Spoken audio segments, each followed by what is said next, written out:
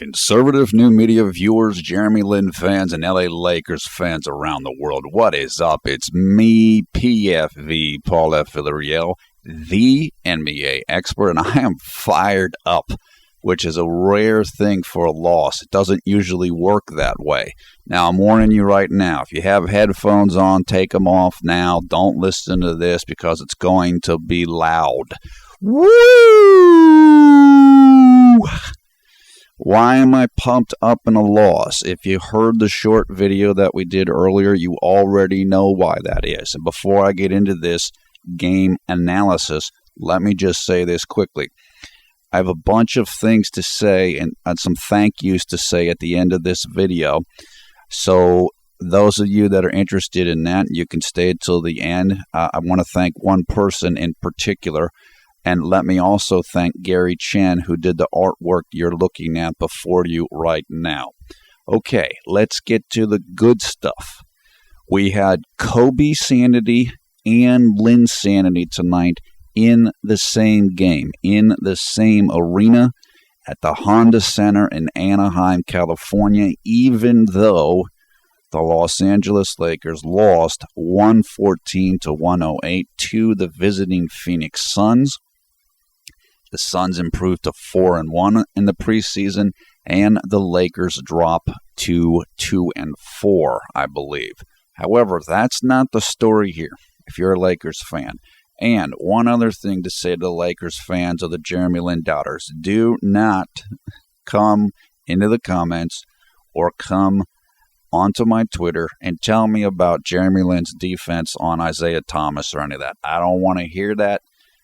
2 of the last 3 fouls, at least, that Jeremy Lin was called for on Isaiah Thomas were bogus, in my opinion. Probably all 3 of them, quite honestly.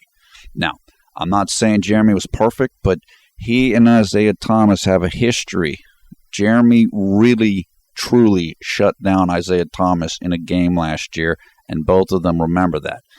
Isaiah Thomas is a quick, short guard. Nobody in the league can stay in front of him consistently. You're just not going to do it.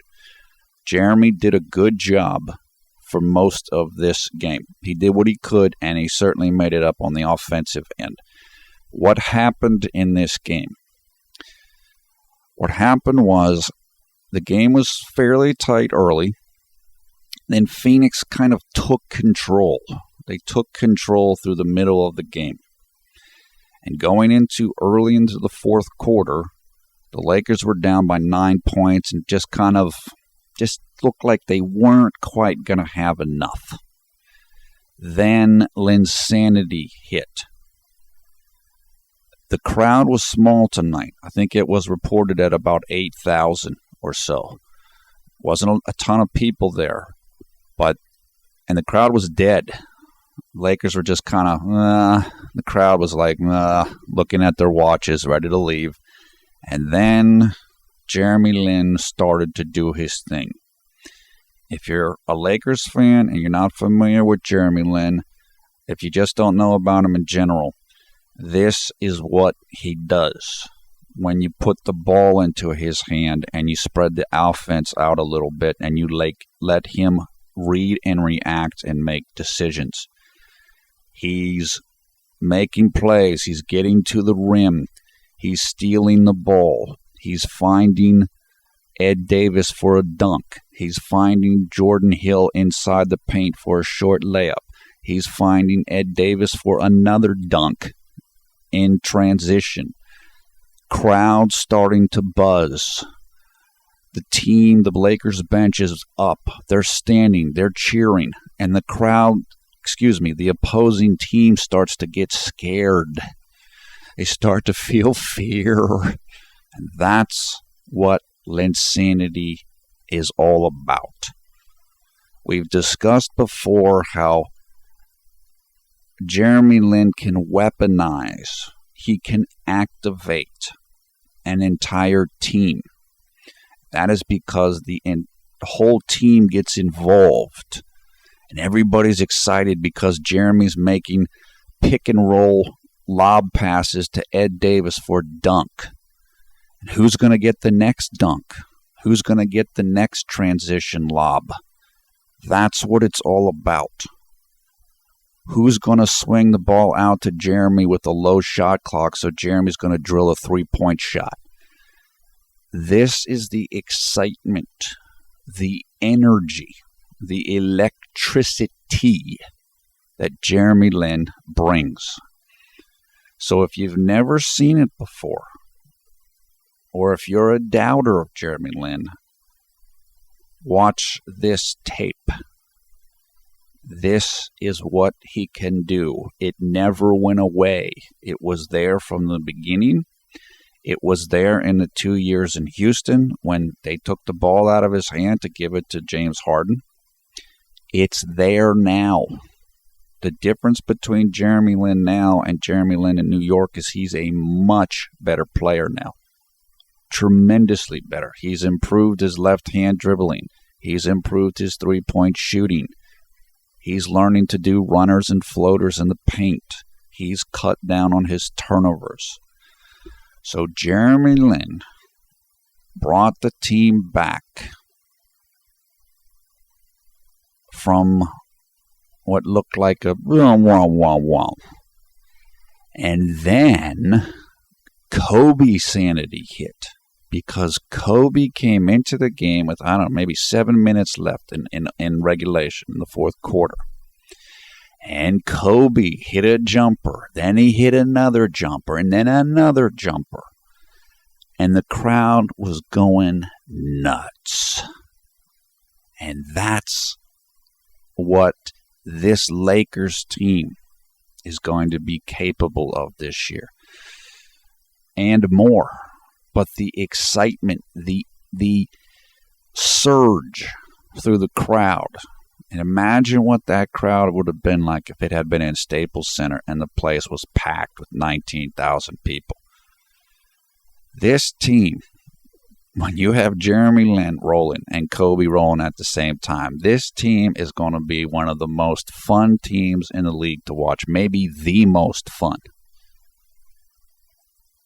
It was electric. And that's not the only reason why I'm happy. It certainly is two of the reasons, the Kobesanity, Linsanity. But that's not even the main reason why I'm pumped up. And I was just listening to dance music. I did the short video, and then I'm going to the long video, and I'm sitting here in my headphones, and I'm putting dance music on. I'm even more pumped up, man. Getting all keyed up. I love that. That's what you love about me and JDV. We're pumped up. We're fired up. That's conservative new media. So what I like best about this game was the Lakers are improving, and they're improving quickly. We saw at the end of the Utah game, the last Utah game, not the first one, but the second one in preseason, the team found their defensive identity a little bit. They found their teamwork. They found their cohesion. That's what sparked them to be able to get that victory. Tonight, they did the same thing, but they did it on offense. The offense looked smoother. It looked more together, more in sync. The team had 31 assists tonight. 31 assists out of 40 made field goals. So only 9 made field goals did not have an assist, meaning that somebody probably made a one-on-one move, or they got the defensive rebound and went down for a layup by themselves. That means ball movement is happening. That means the team is starting to understand what Byron Scott wants them to do. It means the team morale is going to go up because everybody's touching the ball. Everybody's getting their shots. Team morale goes up. Guys want to play harder defense. Guys feel more responsibility because they know they've got to keep their end up. It's not just going to be watch Kobe, watch Kobe, watch Kobe. I love it. This team is there. It's coalescing. It's starting to come together. And remember, 5 players were out tonight. Jordan Clarkson, Steve Nash, Xavier Henry, Nick Young, and Ryan Kelly. They all didn't play, and all of those guys can be important this year. All of them, if they're healthy, including Jordan Clarkson, even though he's a rookie. I think if those guys had played and this game looked similar, the Lakers would have won. Now, to be fair to the Phoenix, they were missing at least Alex Len, the center, and they may have been missing, they're missing the brother of Goran Dragic, whose name is Zoran Dragic. I'm not making that up. It's Goran, except the G is a Z. Zoran Dragic, they mentioned during the telecast, is having visa or passport issues or whatever, so he hasn't been able to join the team. He is a shooting guard, much like his brother, although he's a little bit taller. Whereas Goran is actually a point guard / shooting guard. If both teams were healthy and played their full roster, I think the Lakers would have won, based upon what I saw tonight. And Phoenix is a good team. They just barely missed out on the playoffs last year, and they're better this year. This was a good challenge that the Lakers were facing tonight. This isn't a pushover team. This is a good team. And Phoenix was motivated. They wanted to win this game. And they have an excellent coach. Jeff Hornacek is a terrific coach, in my opinion. He is a fantastic coach. In fact, I think he just won Coach of the Year last year. No, he didn't, but he was very close to winning it. Now, a couple of the guys, in particular Wesley Johnson, had 8 turnovers. So there were 19 turnovers for the team, but still they had 31 assists. So you don't want 19 turnovers. But you're playing aggressive, you're making cuts. It's going to happen, and Wesley Johnson's not going to have very many games where he has 8 turnovers. He was the guy that felt the worst about it. So you kind of felt bad for him because he was trying hard. He just made mistakes. But that's not going to happen all the time, particularly when the team gets even into more of a chemistry with one another. Guys were happy tonight. They were playing for something tonight, just like they were in the second half of the Utah game, the last game. Remember, they played Denver the first game and they won, and then they had 3 really bad games in a row. Golden State, Utah number 1, and Utah number 2 first half.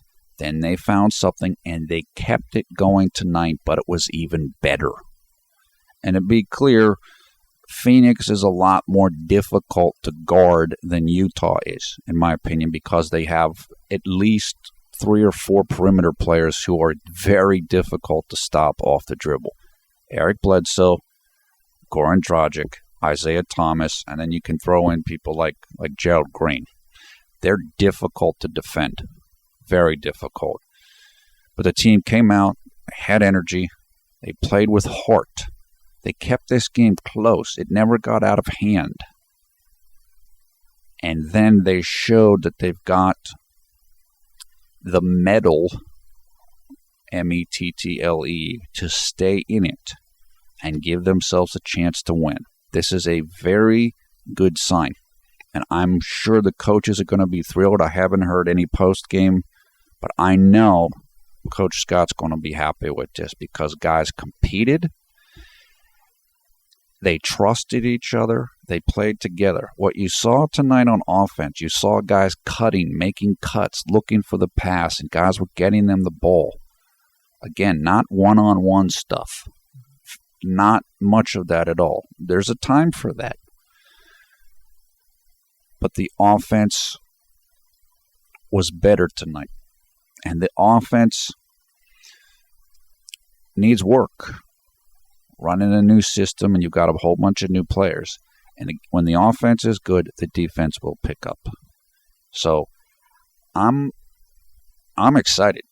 I'm excited because this has restored almost all of my optimism that I had lost after those 3 games. Kobe looked great. He started this game 1 of 7 from the field. And my first thinking was, as I've discussed in these videos, his legs might not be there because the team only had 1 day off. In recent games, they had 3 days off, and they had 2 days off, and now we're only getting 1 day off.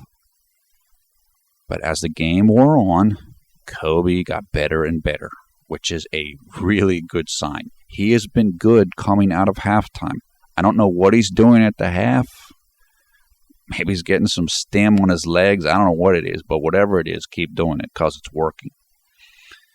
And when he came back into the game and the team was on a run, he fed off of the energy.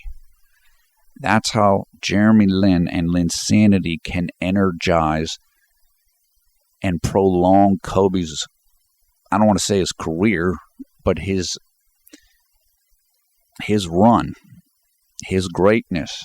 Because when you get to your 19th season in the league, you've seen everything, you've done everything, Kobe's won everything.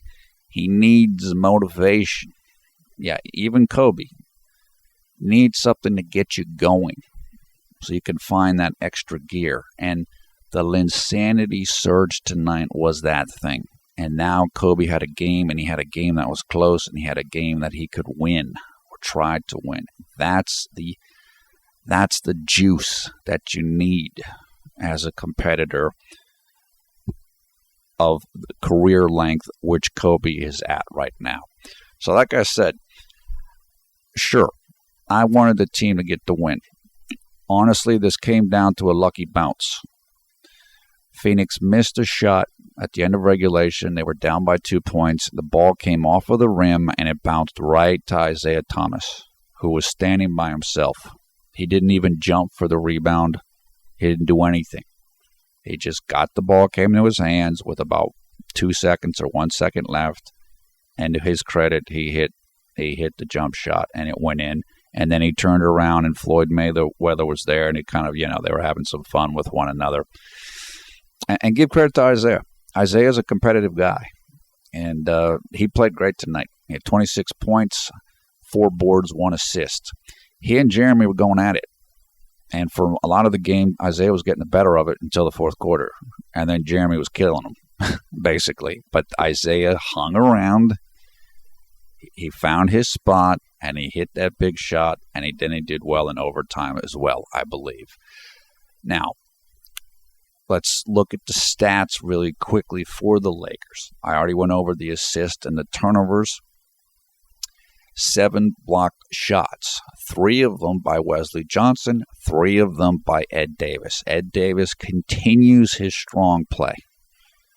And he and Jeremy Lin just have fantastic chemistry. They just are in great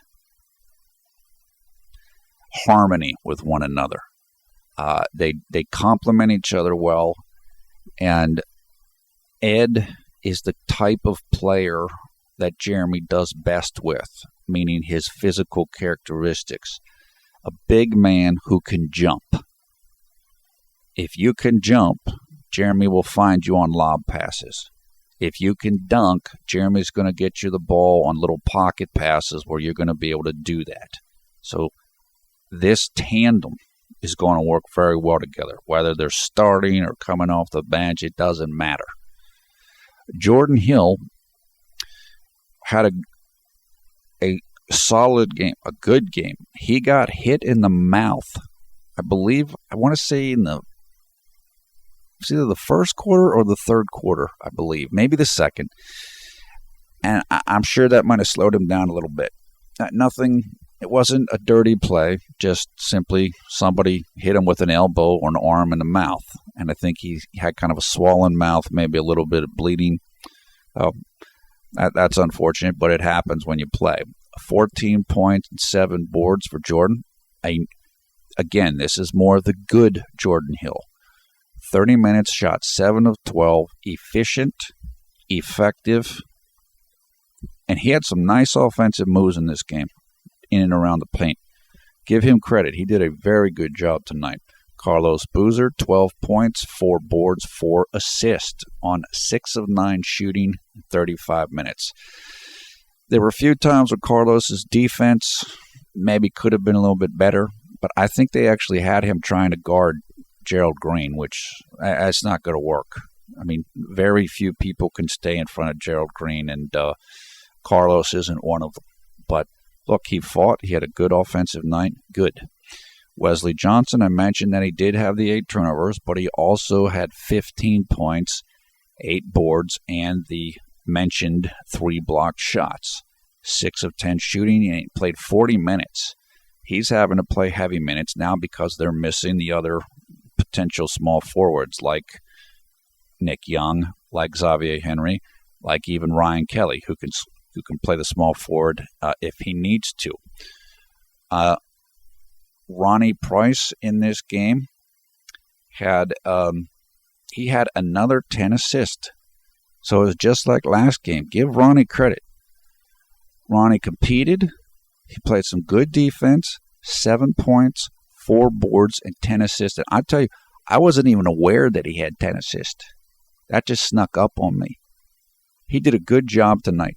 Wasn't his last game might have been a little better than this game overall, in my opinion, but he played well. He made plays when he needed to make plays. So good job by him.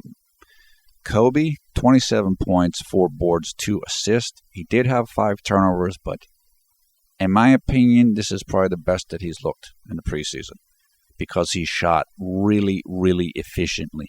He was dialed in, and he had a few plays. He could have even done more. He had a couple little passes or interior passes where guys couldn't finish them or whatever. So he's coming around. He's looking better and better. So I tweeted during the game, is ESPN watching this game? Because if they are, I'd be interested to hear what they have to say after this game, after everything that's been said in the last week or so. Julius Randle, 3 points, 2 boards, 2 assists, 2 turnovers. Julius shot 1 of 5. Wasn't his best game. Little bit out of control. Couple times I thought he should have given the ball to Jeremy, but remember, this is a 19-year-old. His energy was good. He's learning. He's getting better and better. Wayne Ellington, 4 points, 2 boards, 3 assists. Wayne shot 105 from the field. Ed Davis, 11 points, 6 rebounds, 1 assist, 2 steals, 3 blocks. I've said to anybody that would listen to me, I loved the pickup of Ed Davis. He's got talent. And I could see that when he played in Memphis. This guy's got ability. And the Lakers might be just a team where he can start to really show what his ability is. And he's doing that. He's really doing a good job of protecting the rim on defense. And he's got some offensive skill, and he definitely can do well in the pick and roll. There's no question about that. So I like this a lot. Ed was a plus 10 for the game, meaning that when Ed Davis was on the court, the team outscored Phoenix by 10 points, which is quite good. Finally to Jeremy, 15 points, 4 rebounds, 5 assists, 2 steals. He shot 3 of 5 from the field, including 1 of 3 from three-point range, 8 of 10 free throw attempts, and he played just 24 minutes and 0 turnovers. His defense wasn't perfect, but it was good. What happens with Jeremy a lot, if you're not familiar with him, is he will sometimes get beaten, or even a fair amount. He'll get beaten off the dribble. The guy will drive by him, but then he'll recover. Many times he'll block a shot after he recovers. A lot of times he'll harass the guy and force them into a miss or cause a turnover. So don't think just because he gets beaten at first, he's this horrible defender. He's not. He never quits on a play, and he recovers almost as well as anybody in the game that I've seen.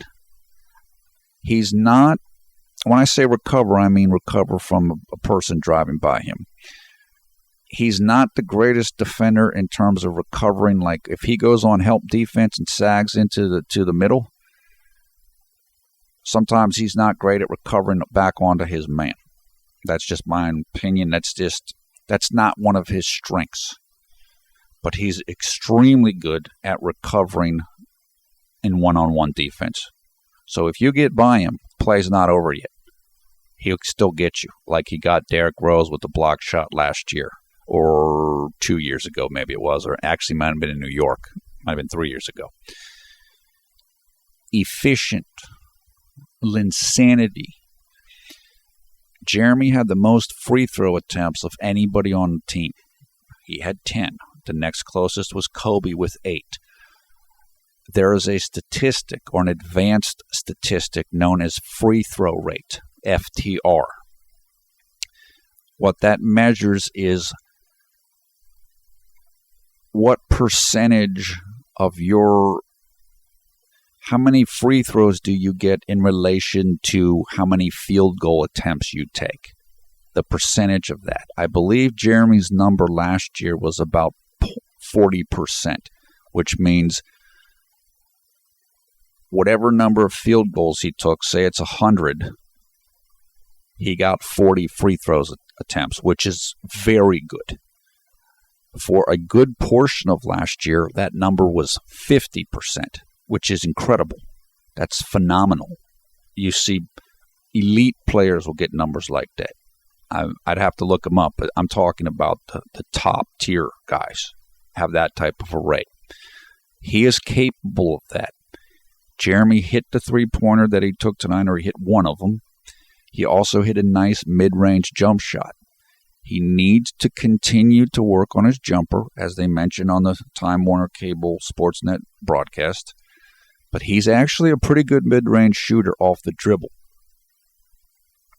I think he's still working to be a decent mid-range shooter and three-point shooter on a catch-and-shoot situation where the ball is passed to him, no dribble, shoot.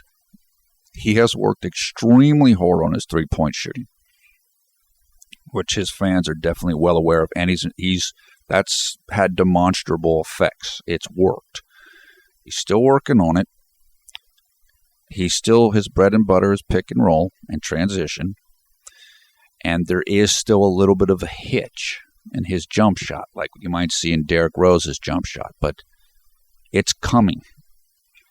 If he ever, or when he does get to the point where his jump shot's pretty steady and his three-pointers maybe high 30s, 40%, he's going to be unguardable because he's so difficult to keep out of the lane and getting to the paint.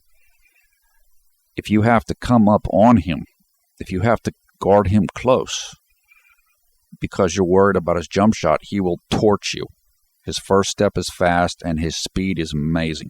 That's his best athletic quality. Is his straight-ahead speed is almost unmatched in the NBA based on metrics that were done for him at the NBA Combine, I believe.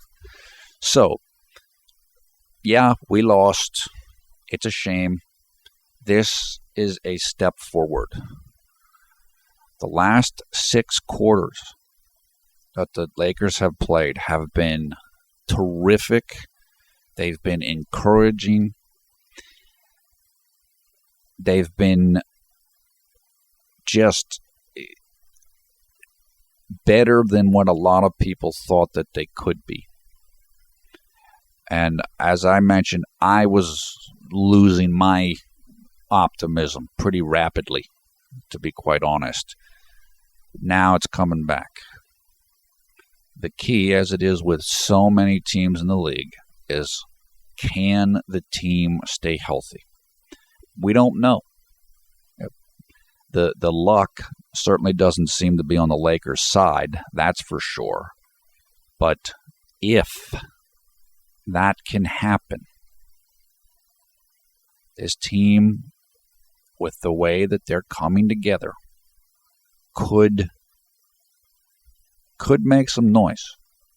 The West is difficult. If this team was in the East, I would say, yeah, they absolutely can make the playoffs, which I believe Coach Scott said today. And that's true because the East is weaker, although it's getting stronger. There's just so many good teams in the league now in the West. I mean, Utah looks good, which nobody thought that was going to happen. They were projected to be one of the bottom 3 or 4 in the West. They look good. Credit to them. I like the way this team's coming together. I like what I'm seeing from Coach Scott. I like the chemistry on the players. I like the way Julius Randle's developing. He's coming along quick. He's got a tremendous amount of ability. When he puts it together, he is going to be a real force in the NBA, and it's going to be fun to watch if you're a Lakers fan. One final thing with Jeremy was that he had the best plus-minus on the team at plus 12, which is terrific. So even if you think his defense isn't that great, he's a positive. Because when he was on the court, the Lakers outscored the Phoenix Suns by 12 points. So he did his job. Doesn't mean he can't improve, but he did well tonight. That's why I said earlier, don't tell me about the defense. I don't want to hear that. Or don't tell me about Isaiah Thomas. Okay, I think that is about it for what I have to say on this game. If you listen to these videos, I will say more at the end. I'll add a little bit of this, a little bit of that, as we kind of do final thoughts. But that's the core of what I have to say about this game. I'm very happy with what happened tonight. And I know the team is going to be happy. The players are going to be happy. They competed. They're showing themselves we can compete with these teams if we execute, if we run the offense, if everybody is responsible on defense. Just put the effort out there. Don't get demoralized and hang your head. Keep going. Keep trying. And that's what this team has done over the last 6 quarters. Okay, now what I want to go into is I want to, again, say a couple of things and thank a couple of people before we conclude this video. The first person I want to thank, I thank Gary Chen. We always extend our thankfulness to him and the Jeremy Lin Only Garden. Jeremy Lin Only Garden is a group of Jeremy Lin fans, and I believe that the unifying feature of them is that they all have Chinese or Mandarin as the primary language. So you have people from Taiwan, China, all over Asia, in the United States, and that's the thing that brings them together. What a lot of people don't realize here in the U.S. is how incredibly popular Jeremy is throughout the world. The reason you don't see more of it in the United States is because many of his fans speak another language as their primary language. But believe me, they're out there. We hear from them all the time. We're in touch with a lot of these people. Again, Jeremy Only Lin Garden's always been great with us. And the Jeremy Lin fan community, the global Jeremy Lin Global, we call it the J-Lin Global fam, is phenomenal. They're nice, they're kind, they're smart, they're supportive of one another. He's got fans everywhere, all over the place. He's mega popular. Gary Chen, I put information for him in the video description, is a blogger and an artist in Taiwan. And he's quite popular, which isn't really surprising given his artistic level, and I'm sure he's quite a good blogger in the Chinese language. The other person I want to thank before getting to somebody specific is the person who I will not name, who does our video translation work. The person knows who they are, and a number of people know who they are, but they don't want to be identified, which I respect. They do a great job. It's a lot of work. I know that. even though I'm not capable of doing it because I don't know Chinese. They do it. They've done it for a long time. They're extremely nice. We don't pay them to do it. They just do it because they like doing it and they're capable of doing it. And it helps out many of Jeremy's fans all over the world. And thank goodness that they do it, because it's really meant a lot to a lot of people. I know that because I'm told it. Thank you for doing this. It's so nice that you do it and that you can present it in Mandarin, in Chinese. And so we really greatly appreciate that person, and many, many people appreciate them, just as they appreciate Gary Chen and his artwork and his contributions. The person that I want to thank specifically in this video, and I mentioned her on Twitter, is Grace Miller. Grace, forgive me, I hope I remember everything correctly. Grace has family that was at Cornell University right around the time when I was there, or at least the beginning of when I was there. I was there for quite a while. But she traveled, and I don't want to say too much here. I don't want to say too much. She was able to get a really nice little set of ceramic, a jar and a cup. And a cup has a strainer for tea, and it's got a little lid for the tea to keep it warm. In Korea, when she was traveling, and she wrote to me, and John and I, we don't seek gifts or anything like this. Now, there might come a time, maybe in the future, where we can do donations or something, but that will only be because we want to improve the quality of the work. We want to make better videos. We want to make better information. But anybody that knows me or knows us, we don't solicit gifts. We don't do that. That's not, I've said many times, I don't get anything from doing these videos. I make no money from doing this. There is advertising sometimes in these videos, but I don't get anything from that. That is the honest truth. That's the truth. And I don't do it for that. I do it because I like Jeremy and I like his fans. And we want the truth to be told about Jeremy. And for several years, that wasn't always the case. What's good is that more and more of his fans and Jeremy and his team themselves they're getting the word out. Jeremy's making videos. People are starting other Jeremy Lin sites, which we're happy to tell you all about. Come and talk to us about it. There's 6 or 7 core sites that are going right now that are doing a great job. That makes things easier for us, which is great. It's a lot better to share the load with people. So I'm always love it when more people get involved. The LA media is doing a great job with Jeremy. Mark Medina, Jamie Maggio, Serena Winters, Mike Bresnahan, Eric Pincus. They're doing great.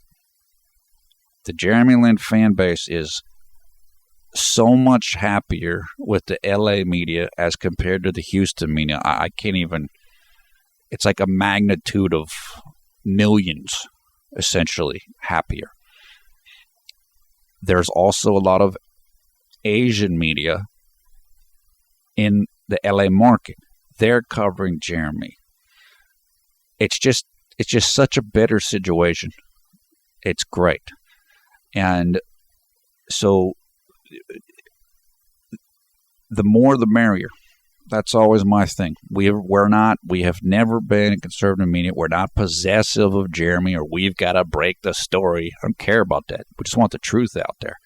Tell the truth. Give this guy his credit. And for a long time, that wasn't happening for a variety of reasons. That's my opinion, that it wasn't happening. So again, that's the greatness of the Jeremy Lin community. Many of these people, they're new to the NBA. They're the customers, they're the eyeballs that the NBA wants, because the NBA and basketball is absolutely exploding in Asia right now. The interest is going through the roof. And that's where a lot of money is, given the way that the global economies are right now. The NBA needs these people for growth of the product. And many of these people, not all of them, but a good number of them, came to the game because of Jeremy. This is one reason why Jeremy is so important. He's such a transformational figure, and he's so revered and beloved. He's the lens through which many fans around the world view the NBA. And he knows that, and the NBA knows that. And it's a big responsibility. I think that's one of the reasons why Jeremy has had like pre-game jitters and stuff in the past, because he knows it's like almost like he's Atlas holding the world on his shoulder, which is too much for anybody. But he's learned how to handle it better, and his fans are with him no matter what. I don't care if he's on the bench or whatever. They like him. They identify with him. They see themselves in him. And that's the reason why he's such a protected and liked figure. I would imagine, although I don't know, she's probably told me, and I probably forgot, and I apologize. I go through so many emails and so many tweets, everything blurs together sometimes. I think that Grace Miller is one of these individuals, is a person who came to the NBA because of Jeremy Lin. My understanding is that she is of Korean descent, and I know you've told me, Grace, I'm sorry if I forget the story. And like I said, she had the opportunity to travel to Korea, see friends and visit and stuff. She wrote to me and she said, look, I want to get you something. Again, I'm not asking for anything or whatever, but I understand that people feel, because I've tried my best to give respect to Jeremy and to respect to his fan base, they esteem me for hanging in there with him when times were tough. And so when people approach me, people in the past have said, hey, I want to do something for you. And I'm like, no, don't do anything. I don't want that.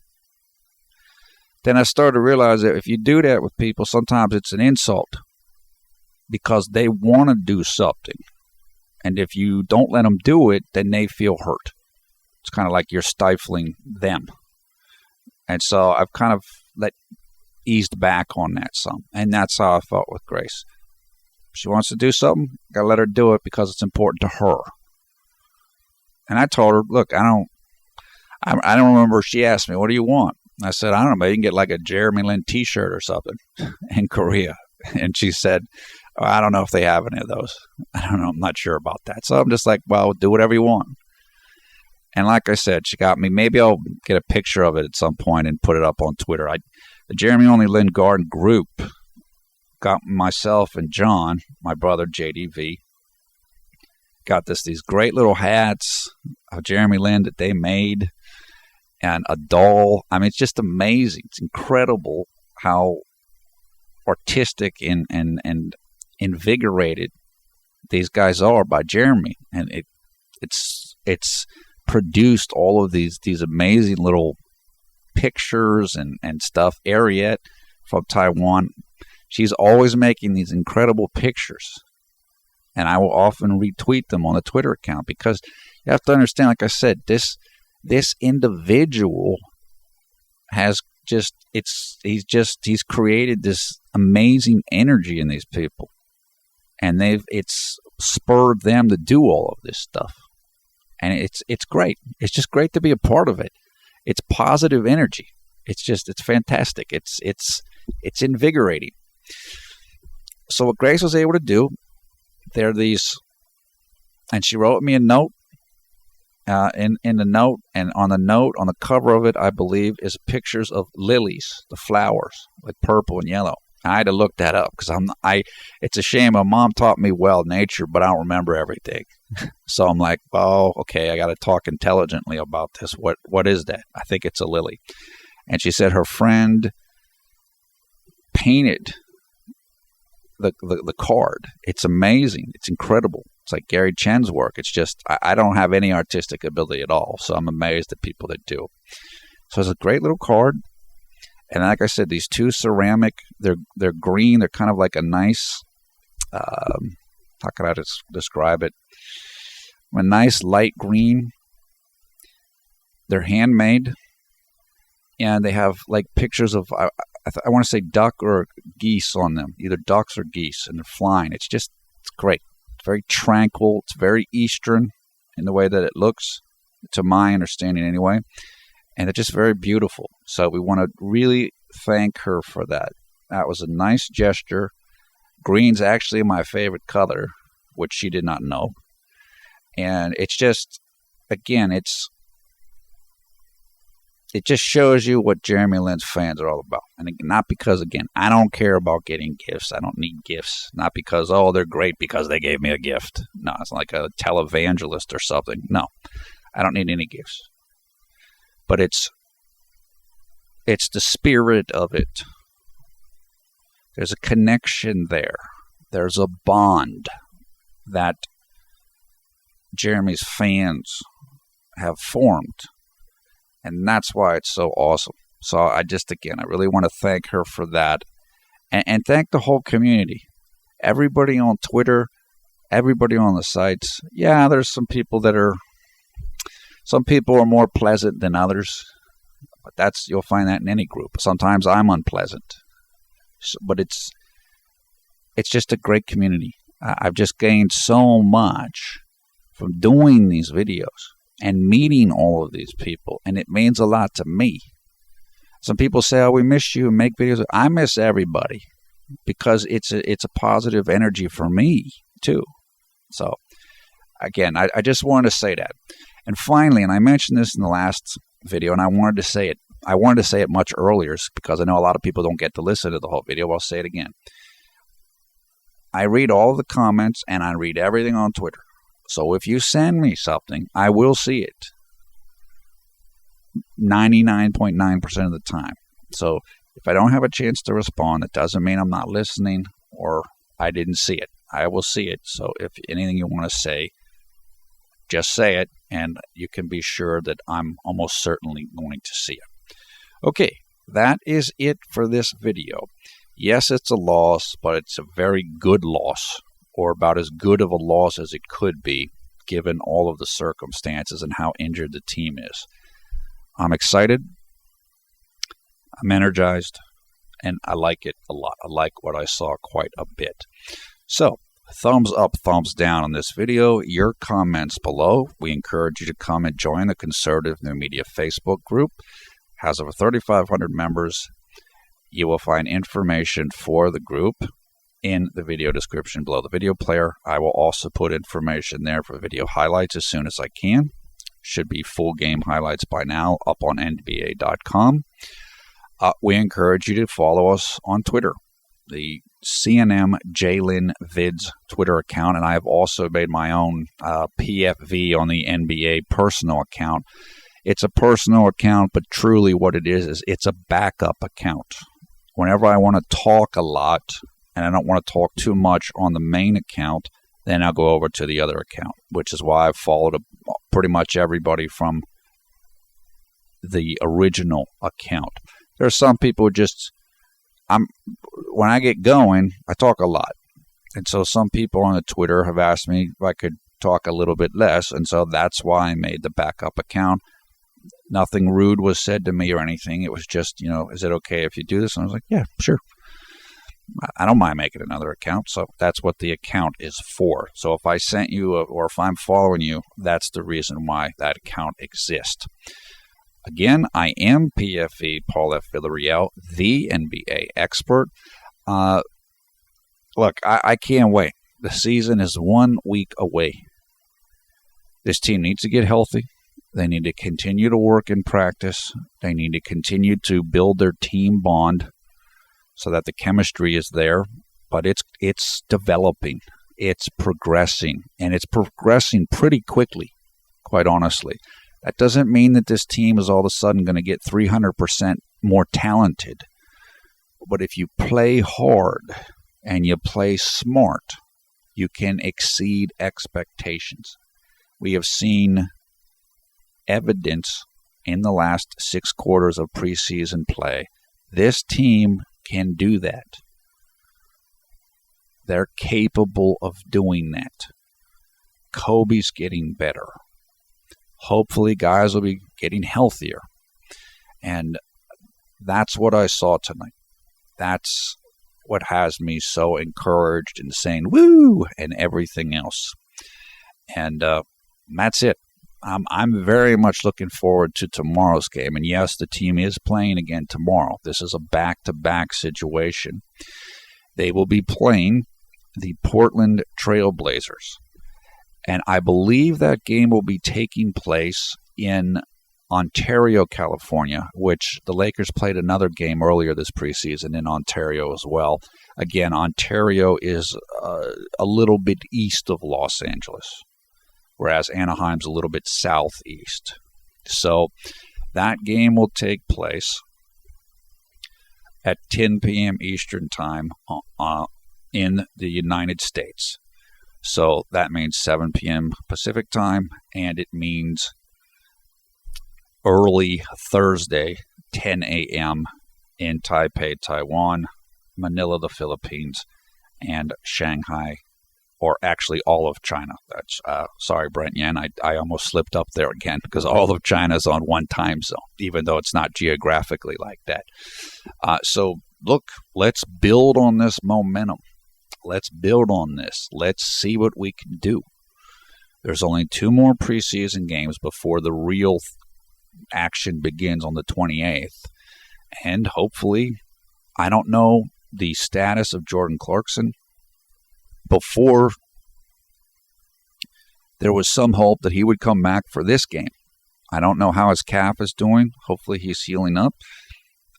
If it'd be great if he could come back tomorrow, but if he's not healthy, then don't try to come back.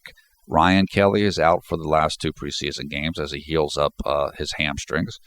But like I said, Portland's a good team. They're better than they were last year, and they were good last year. That's going to be a good test. And I believe Portland played tonight, so both teams will be coming off of back-to-back, so it's kind of fair in that respect, although I do think Portland is healthier than the Lakers are right now. So that is it. It is 2:12 a.m. here on the East Coast of the United States, early on